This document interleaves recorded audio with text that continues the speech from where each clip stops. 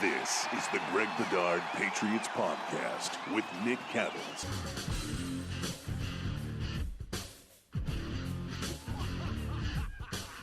Hey everybody, welcome into the Greg Bedard Patriots Podcast. I'm Greg Bedard. No Nick Cattles this week. He's a little bit under the weather, and he's obviously not that tough, so we will go on without him. Of course, we are brought to you by Athletic Greens, your one-stop shopping for 75 high-quality vitamins to help you start your day right.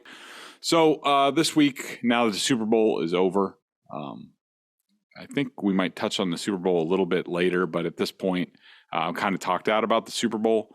If you want to know my thoughts on it, you can head over to bostonsportsjournal.com. I wrote a column the night of the game, sort of giving you my quickie thoughts on the game and, you know, how it affects the Patriots and the Chiefs coming after the Patriots a little bit. And look, I understand they are a ways off. They need to get to number 3. There's no guarantee they'll ever get there. If they get there quickly, like next season, all right. You know, now we're talking about a game on between the Chiefs and the Patriots, even though the Patriots had 2 dynasties. The Chiefs are working on 1. They are not there yet, for sure. But so this week, sort of wanted to talk about, you know, where I see the Patriots going into this offseason, how quickly they can get back to being real contenders. I think they have a solid team. They've done a better job with the coaching. I think an underrated aspect of bringing aboard Billy O'Brien is that it now allows Bill Belichick because what I heard, he basically spent all his time with the offense this past season. And I think you saw some slippage in the defense against the good teams and special teams, of course, which was one of the worst, in the league. So, when I look at the Patriots going into 2023 and over at BSJ, I've already been through my depth chart. That's for members. They get to see that it's color coordinated with contract status, player grades, things like that. And it sort of gives you a 10,000 foot view of where I see the Patriots and, sort of building off of that. And I also have all the needs that I think they need to hit. And it goes from, my number one need in terms of lining up tomorrow to play is a free safety. And that's going on the expectation that Devin McCourty is going to retire, which I don't think is a certainty. I still think Devin's a good player. But what cost and, does he really want to play? We'll see. In my opinion, to fix that, I'm not going into free agency or anything like that, even though, of course, you're looking for an under-the-radar type of guy that maybe you can develop and hit on.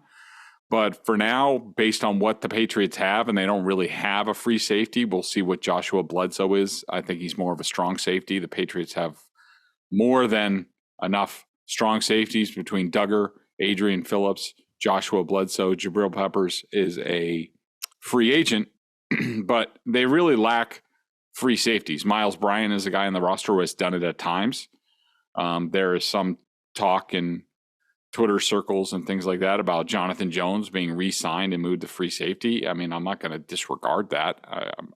I don't think that's very bright. To me, the option that is readily apparent there is moving Jalen Mills from cornerback to free safety and importing a number 1 cornerback. And we will get into that in a second. But this is not meant to be, everything that I would do. Like, one of the BSJ members was like, I'd really like to get another defensive tackle. Yeah, so would I. I mean, there's a lot of things that I would like on this roster, but, they do have players or can sign cheap players like a Carl Davis, re-sign him and all of a sudden you're okay. If they keep Lawrence Guy and don't release him, he's still a solid player. He's declining, obviously. Godchow, they already signed to a contract extension. You have Christian Barmore, who hopefully will regain the step that he lost with the injury. Hopefully he'll be back in full force for all 17 games, and all of a sudden the Patriots are better on the interior. Dietrich Wise isn't going anywhere. I would love to replace him, even though I think he's a fine player, with a more effective interior guy. So I don't deal with everything in what we're about to talk about in terms of elevating the Patriots to contender status. I'm just dealing with what I think is really vitally important for this team, because I do think they're mostly solid. They have a nice young layer of young talent, but they are certainly, lacking in some places. One thing I also wanted to address, this time of year, this is fantasy football to me. A lot of the talk that goes on this year, we are not covering a team in a vacuum. We are covering Bill Belichick at 71 years old, his New England Patriots. And I think they have a long track record of a certain way of doing things. And I'm not going to veer off of that. I'm not going to list, for example, there's a lot of people talking about like, well, they could create all this additional cap space. Yeah, they could. And I don't disregard that. I mean, I've been a proponent, and I think Belichick has lagged in terms of the times, moving cap space around. I don't think that he likes to do it. Could he do it? Could he suddenly turn a new leaf and maybe the Kraft say, this is what we want you to do? Sure, it could happen.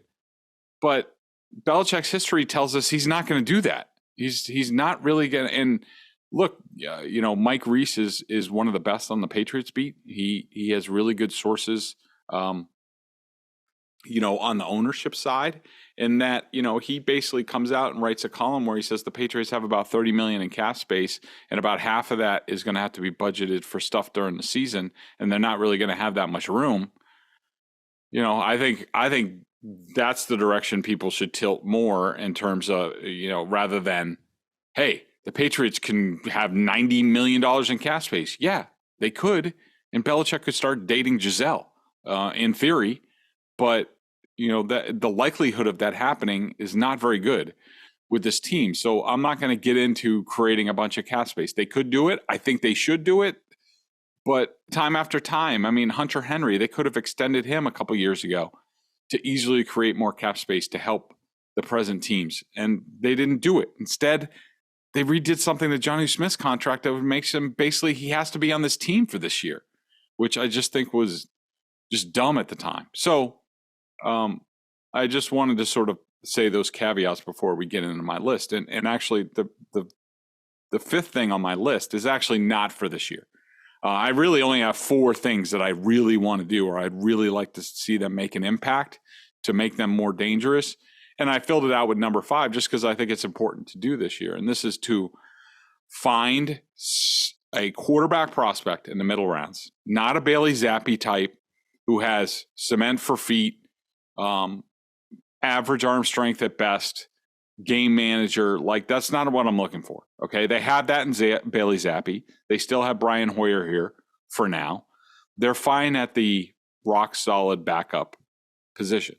I want a developmental prospect, somebody who is either a really great athlete, really great arm, some sort of special traits where you say, all right, if we park this guy and he sits for at least the next 2 years, and, look, it looks like Mac Jones probably will be here for at least another couple years. Yes, this is a big year for him, but unless he falls on his face, I see them picking up his 5th year option, which means he'll be here for his 4th year and his 5th year. So we're really talking about 3 years down the road, where if the Patriots have somebody in house that they're like, all right, we've brought him along. This guy is special and can do some things. We're going to go to him and we're going to let Mac Jones go, or we're going to trade Mac Jones. So that's the type of guy I'm looking for. Now, one of the guys that I mentioned, Hendon Hooker from Tennessee, is coming off ACL surgery. He's not a perfect prospect. I mean, I like a lot about him, but he's also old. I'd love to find, a quarterback who is young, who has a bunch of really nice skills. Hendon Hooker is 25 years old. He just turned 25. That doesn't really scare me, in terms of him being, say, 27, 28 when he gets a chance. Aaron Rodgers was pretty old, I want to say. He did come out early. I want to look at that in a second. But So I don't really care who it is, and I don't get into draft prospects until April because too much can happen in free agency and trades and who becomes available, and that affects who the Patriots might get. When Aaron Rodgers started for the Packers in 2008, he was 25. Okay, so that's definitely a consideration. But I don't really care who it is in terms of they get Tanner McKee out of Stanford, 6'6", more of a pocket quarterback. I'm looking for somebody in the middle rounds. Dak Prescott was drafted in the 4th round by the Cowboys with upside, and he quickly paid off. Somebody that needs development for a couple of years, Patrick Mahomes sat for a year before becoming a starter. And he was a first-round pick, a top 10 pick. I think it's important that the Patriots they're set at rock solid, steady backup position. What I want is somebody with some upside, somebody who could be different. And I'm turning them over to Billy O'Brien, letting him develop them. He did a lot of good things with Deshaun Watson. That's what I would do. So that's important to me.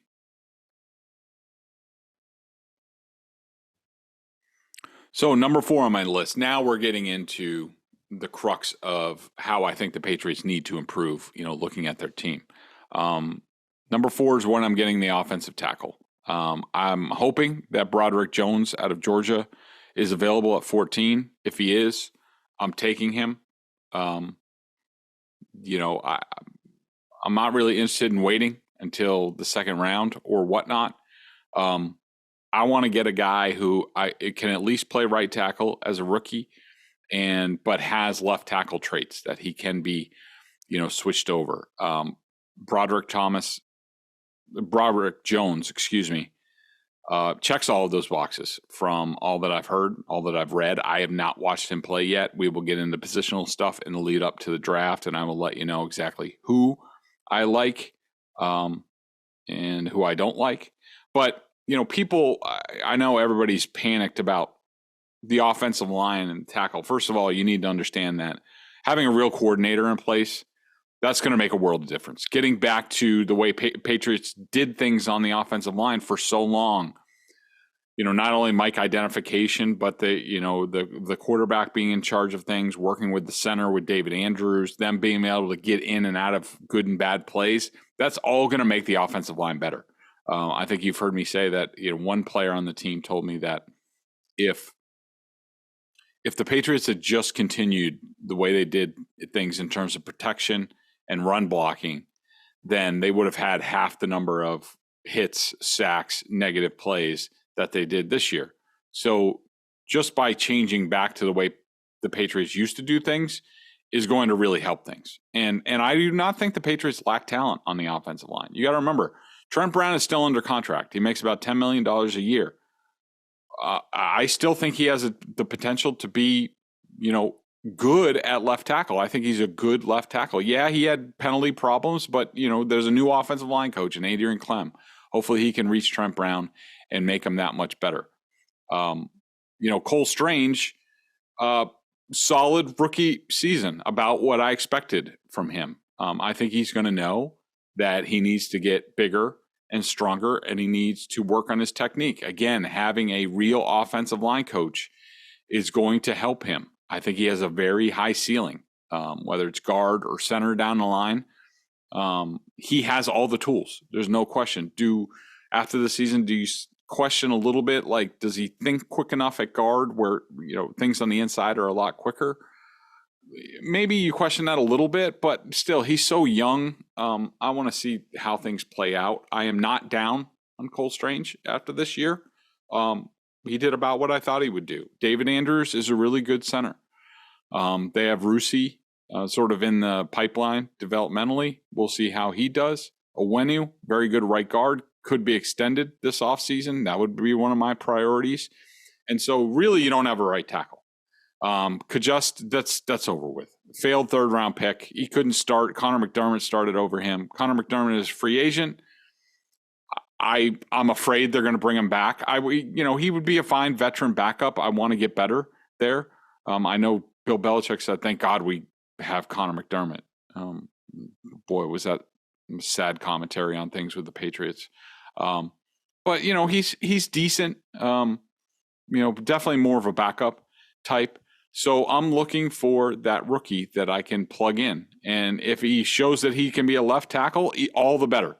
Plug him in at left tackle, put Trent Brown at right tackle.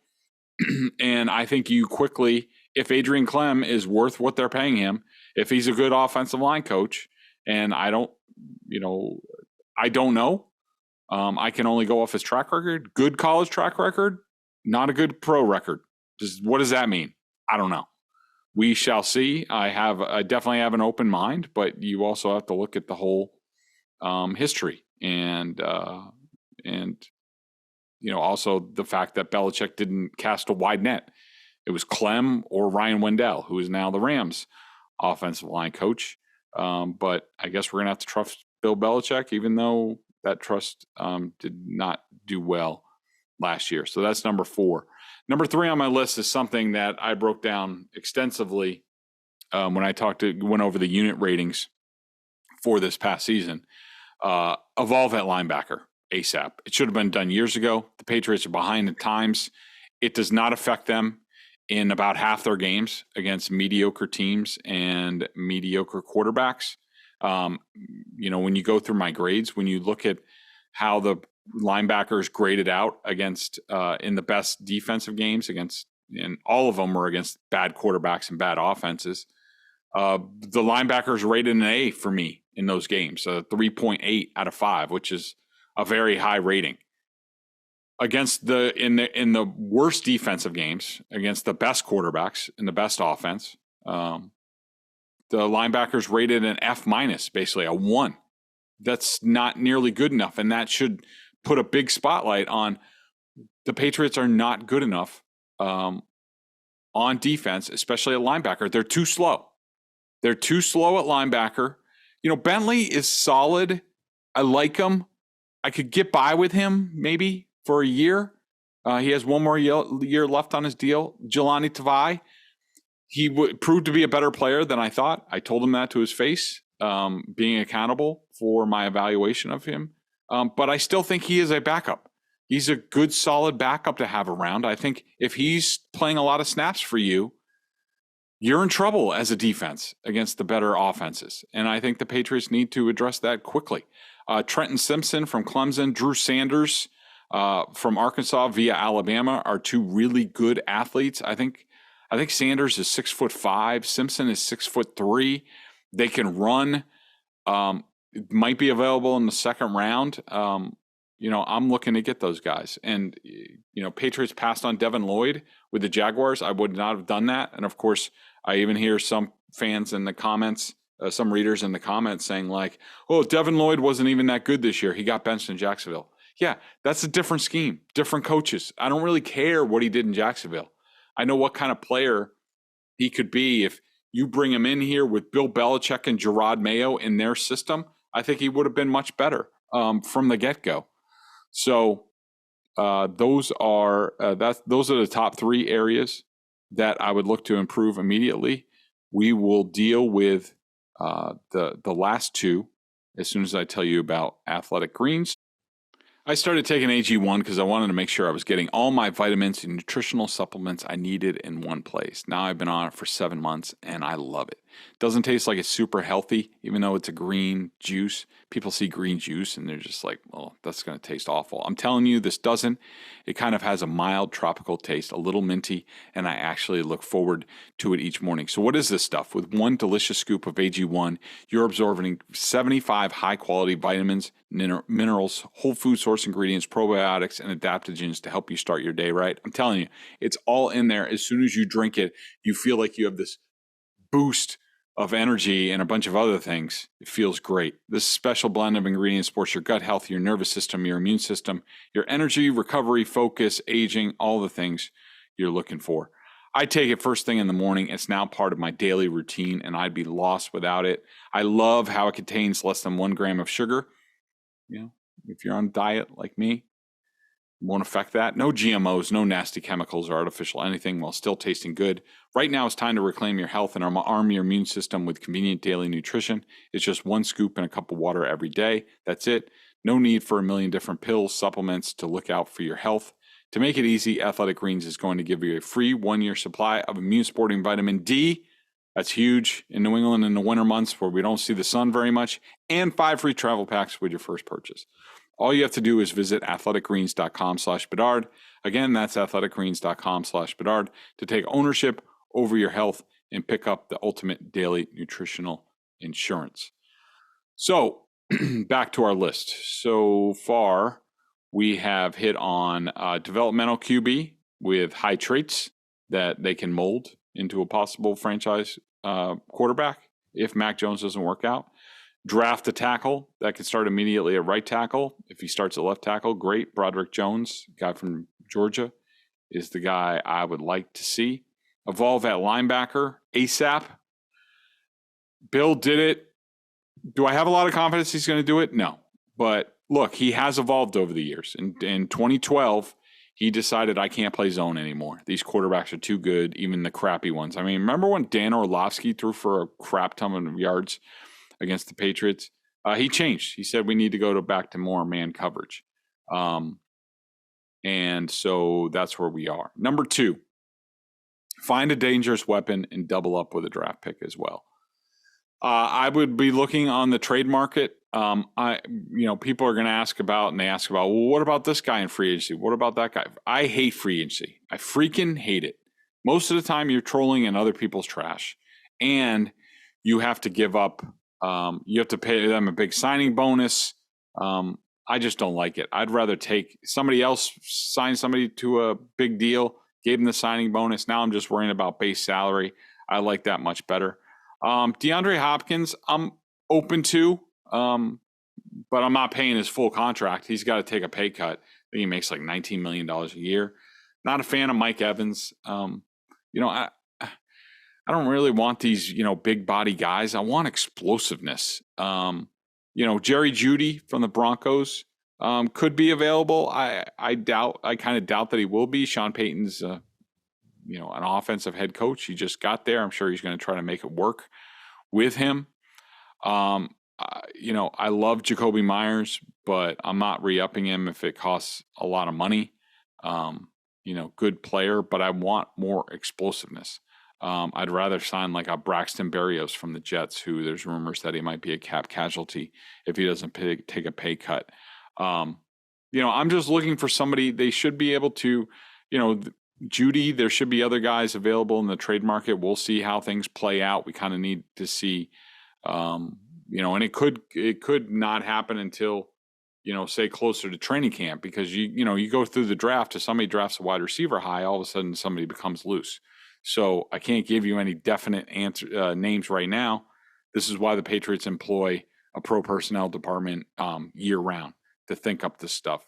But I'm not, but I really want to find somebody in the draft.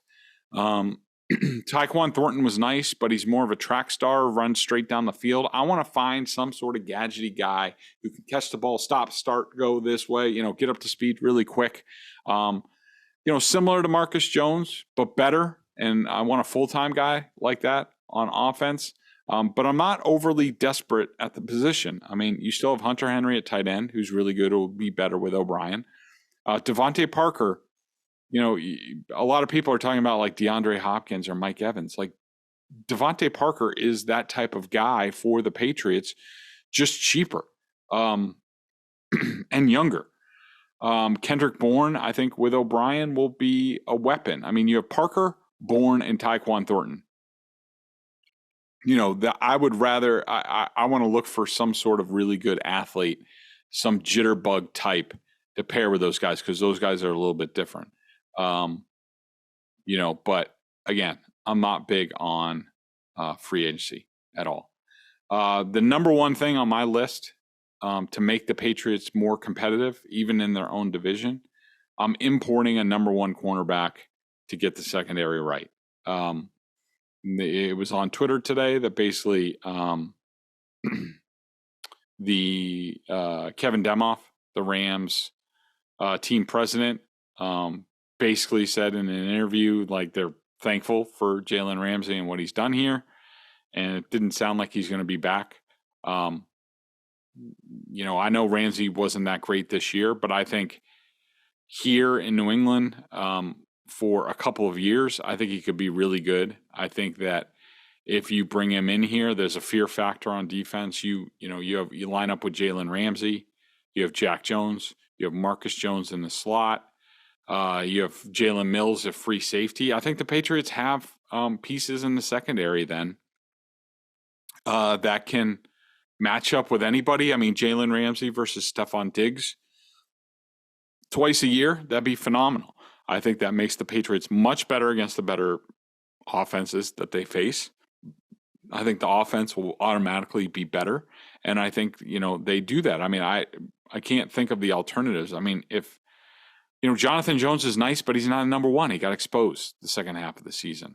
I don't think Jack Jones is ready for that, if he'll ever be, including him coming off a suspension at the end of last season. I think Marcus Jones has a chance to be a special slot cornerback. They don't have much in the pipeline besides that. Yeah, they could go cornerback at 14 and get a guy, like Joey Porter Jr. I'd be fine with that. But I think I'm hoping to get to tackle, solve my offensive line, and then trade for a cornerback. Patrick Peterson is available as a free agent. He would not be my number one choice. I think he's definitely getting up there in age and effectiveness, but at least he gives you options. He's a veteran. I think he could do a good job. But, Jalen Ramsey would be my number one choice. Jamel Dean is a free agent from the Bucs. I mean, that's going to be a buku contract. I'd rather see, Carlton Davis maybe from the Bucs becomes a cap casualty. I'd be interested in that.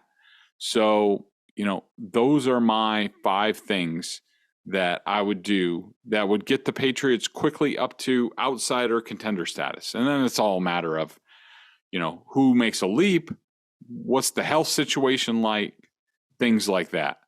So to recap, give yourselves an option down the road at quarterback. So some sort of special athlete, somebody with special qualities. Tweak the offensive line with an offensive tackle. Get faster at both linebacker spots. I think that would make the Patriots a lot better.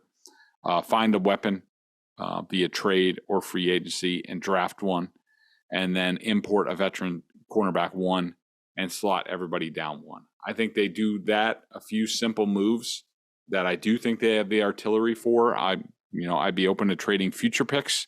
If the Rams really want a future 1 for Ramsey, as long as they eat some of the contract, I would be open to trading next year's 1 for that. So that's sort of my plan. What do you think about that? Let me know on Twitter, or you have my email address, greg@bostonsportsjournal.com.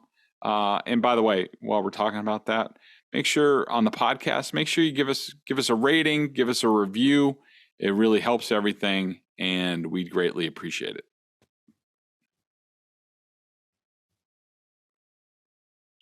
So one more thing before we head out of there, I wanted to highlight. So my team needs for this team. I just want to give you the headliners after going through my depth chart.